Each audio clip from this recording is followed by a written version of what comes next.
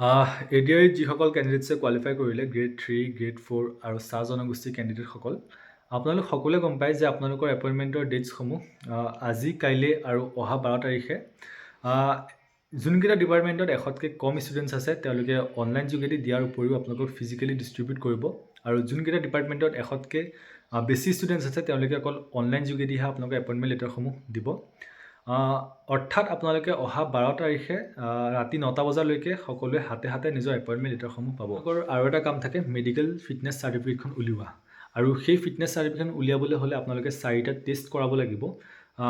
এটা হৈ গ'ল আই, এটা হৈ গ'ল ECG এক্স-ৰে আৰু এটা হৈ গ'ল RBS random blood sugar.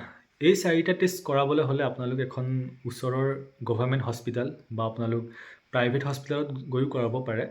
Private হস্পিটেলত গৈ কৰালে আপোনালোকৰ খৰচাটো অলপ বেছি হ'ব, প্ৰায় 1,500 টকা এটা হ'ব, কিন্তু ৰিপৰ্টকেইটা আপোনালোকে সেইদিনাখনে পাব।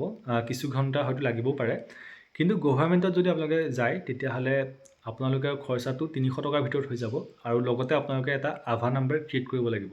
ঠিক আছে, তো আভা নাম্বাৰ কেনেকৈ ক্ৰিয়েট কৰিব, আপোনালোকে ঘৰতো কৰিব পাৰে নিজে, বা আপোনালোকে হস্পিটেলত গৈও কৰাব পাৰে। ঠিক আছে, যদি আপোনালোকে হস্পিটেলত গৈ কৰায় তেতিয়াহ'লে আপোনালোকৰ মানে হস্পিটেলত অলৰেডি বহুতখিনি মানুহ থাকে, সেয়েহে অলপ দীঘলীয়া হয়, লাইন ল'ব লাগে। কিন্তু যদি আপোনালোকে নিজে কৰি লৈ যায় তেতিয়া আপোনালোকৰ সময়টো বহুত বেছি বাচি যায়। তো সেয়েহে আপোনালোকে আভা নাম্বাৰটো পাৰিলে নিজে ক্ৰিয়েট কৰি ল'ব। আৰু আভা নাম্বাৰটো কেনেকৈ ক্ৰিয়েট কৰিব নিজেই জানিবলৈ মই এটা ভিডিঅ' বনাইছিলোঁ, ষ্টেপ বাই ষ্টেপ আপোনালোকক সেই ভিডিঅ'টো মই বুজাইছিলোঁ, আৰু সেই ভিডিঅ'টোৰ লিংক মই কমেণ্ট বক্সত দিয়া আছে, তাত চাই আপোনালোকে নিজৰ আভা নাম্বাৰটো ক্ৰিয়েট কৰিব পাৰিব। তো আভা নাম্বাৰটো হোৱাৰ পিছত আপোনালোকে গৈ পেলাই ডক্টৰক কওকগৈ, তো ডক্টৰে লিখি দিব। ঠিক আছে, তাৰপিছত আপোনালোকে টেষ্টকেইটা কৰক, যোনকেইটা টেষ্টৰ কথা মই ক'লোঁ, আই, ECG এক্স-ৰে আৰু এটা হৈ গ'ল RBS। সেই টেষ্টকেইটা কৰোৱাৰ পিছত আপোনালোকৰ এদিন বা তাৰ পিছদিনাখন আপোনালোকৰ ৰিপৰ্টসমূহ ওলাব।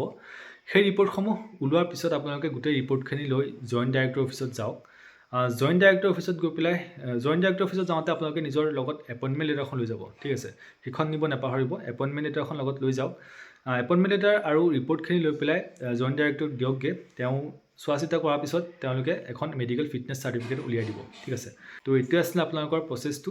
আশা কৰোঁ সকলোখিনি কথা আপোনালোকে বুজি পালে। কিবা যদি কনফিউজন থাকে, কিবা যদি ডাউট থাকে কমেণ্ট ছেকশ্যনত দিয়ক।